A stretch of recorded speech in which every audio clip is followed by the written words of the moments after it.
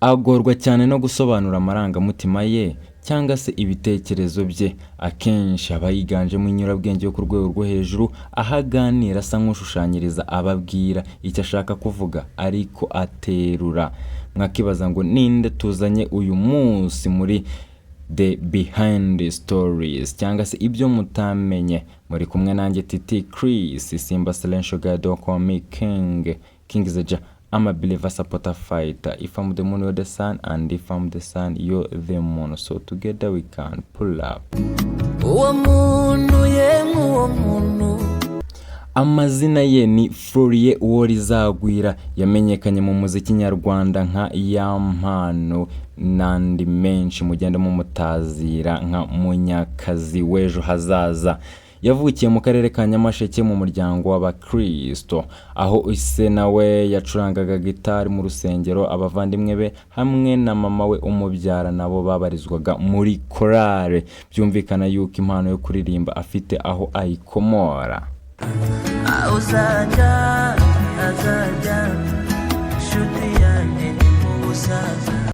Kuva ku ndirimbo nka za Kime, Uwo muntu, Uworizagwira n'izindi nyinshi, kugera ku Musamalaya n'izindi nyinshi yagiye aririmba. Mwamumenyeho uwo yitwa Uworizagwira Florie, afite akazoza.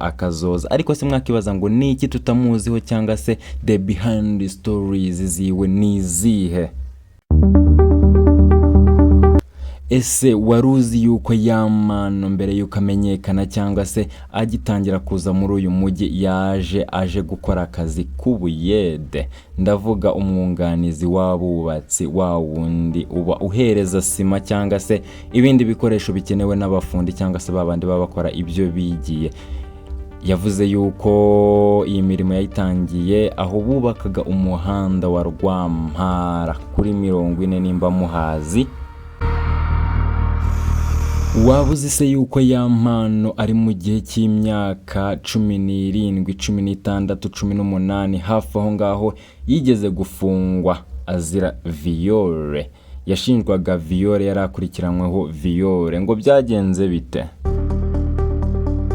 Mu kiganiro cyanyuze kuri chaîne cyangwa se channel ya YouTube yitwa MI Empire, yagiranye n'umunyamakuru Irene Murindahabi, niho yatangaje aya makuru. Yavuze yuko yigeze kuzira viole ariko akaba yarabeshyerwaga n'umwana w'umuturanyi, aho icyo gihe yari yasigaye mu rugo iwabo igihe abandi bari bagiye gusenga, we agasigara mu rugo wenyine hamwe n'uwo mwana w'umuturanyi, akaza kubeshyerwa icyo cyaha.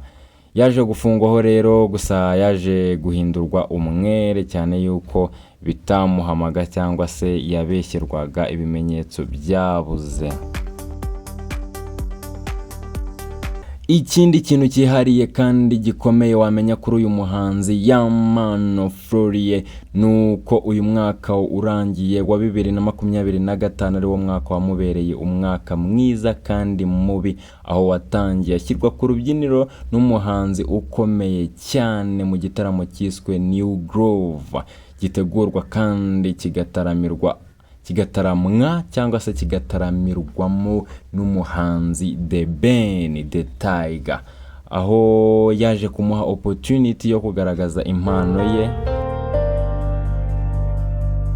Undi nawe ati sinazuyaza, navuye iwacu inyamasheke nzi icyo nshaka, ubuzima bukomeye nabunyuzemo, ubuyede narabukoze, gereza narayifunzwe nayifungiwemo kandi mbeshyerwa, ubuzima ntabwo nakuze ari bwiza ariko aya mahirwe yo umpaye reka nikorera utuntu twanjye.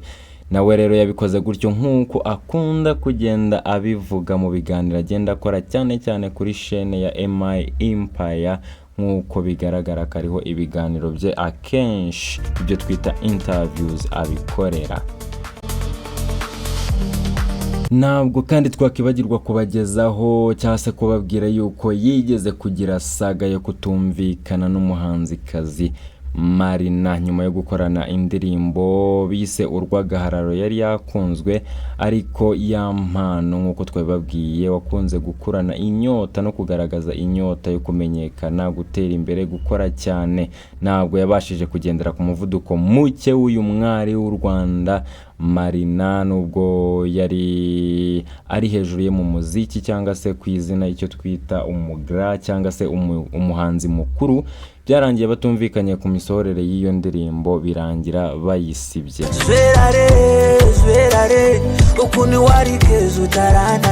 Havuzwe amakuru menshi cyane kuri iyi saga ya Marina n'umuhanzi witwa Yamano Florie ku ndirimbo yabo bari bise Urw'agahararo. Ahangaha amakuru avugwa yuko Yamano atarameze neza ku mufuka ku kijyanye no gutegura cyangwa se preparation ya video shooting, aho Marina yamwakaga ibisabwa nk'umupro nyine kugira ngo arinde izina rye, ariko bikarangira Yamano avuze ati ashwi iyo nkayirekura, n'ubundi nabonye abantu bayikunze, then nkasigara ntegura ibindi bikurikiyeho.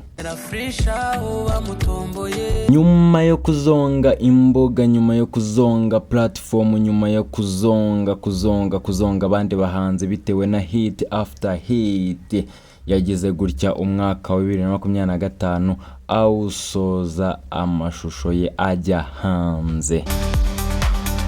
Wambaza ngo ayo mashusho yagiye hanze na yahe? Mu mpera z'umwaka wa 2025 Yamano yaje kugarukaho cyane ku mbuga nkoranyambaga, aho amashusho ye y'urukozasoni yagiye hanze. Amashusho ye y'urukozasoni yagiye hanze ari kumwe n'uwo wakita umugore we, nubwo nta makuru abihamya yuko ari umugore we byemewe n'amategeko se cyangwa se byemewe mu bundi buryo ubwo aribwo bwose, ariko bivugwa yuko yari kumwe n'umugore we. Iyi saga rero bikavugwa yuko ifite amamoko, bivugwa yuko byavuye mu makimbirane cyangwa se kutumvikana hagati ye n'uzwi ku izina rya Pazo cyangwa se inshuti y'abakoranaga cyangwa se babanaga. Bivugwa yuko bapfaga amafaranga agera ku 500,000 y'amafaranga y'u Rwanda. Ayo mafaranga rero ayo niyo tutazi ngo yarayi iki cyangwa se byari byagenze bite, gusa icyo tuzi nuko bivugwa yuko bapfaga amafaranga angana atyo. Amakuru kandi akaba avuga yuko nyuma y'ibyo bibazo byose, nyuma y'izo saga zose zo gushyirirwa hanze amashusho y'urukozasoni, Yamano ashobora kuba yarerekeje mu gihugu cy'Ububiligi gukomeza izindi gahunda z'imiziki muri rusange. Amakuru yizewe akaba avuga yuko Pazo uwo nguwo ukurikiranyweho icyaha cyo kuba yarasakaje ayo mashusho y'urukozasoni ya Yamano Florie hamwe n'umugore we, akaba ari mu maboko ataraye ubu tuvugana.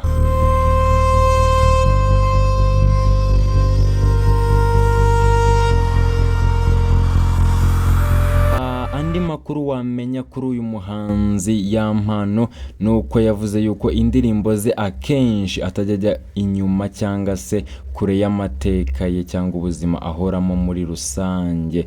Urugero nk'indirimbo Uwo Rizagwira yayitiriye izina rye rya kabiri nk'uko yitwa Uwo Rizagwira Florie. Ahangaha aririmbamo yuko umuruho udatoranya ubwoko, uburanga cyangwa se ubundi bwoko runaka, umukire cyangwa umukene, no, umuruho n'uwa buri wese.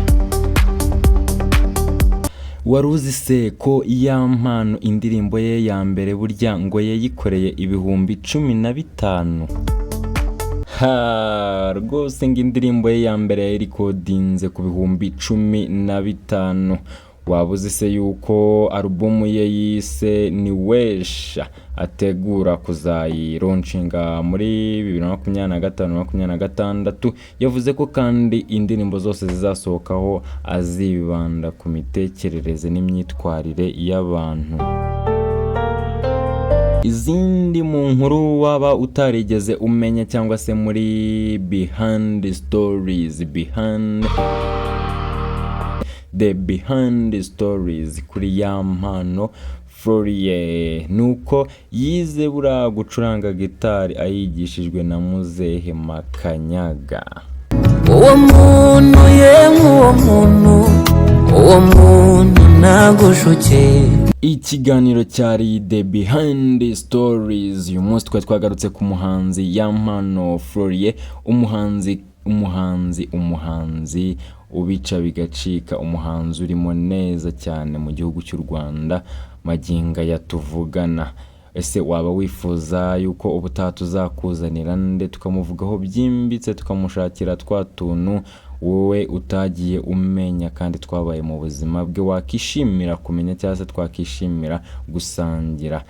Ciao mwari kumwe nanjye Titi Chris. Ikiganiro cyo nakagaruka. Iyi ni episode yacu ya 3 muri season ya mbere, The Behind Stories.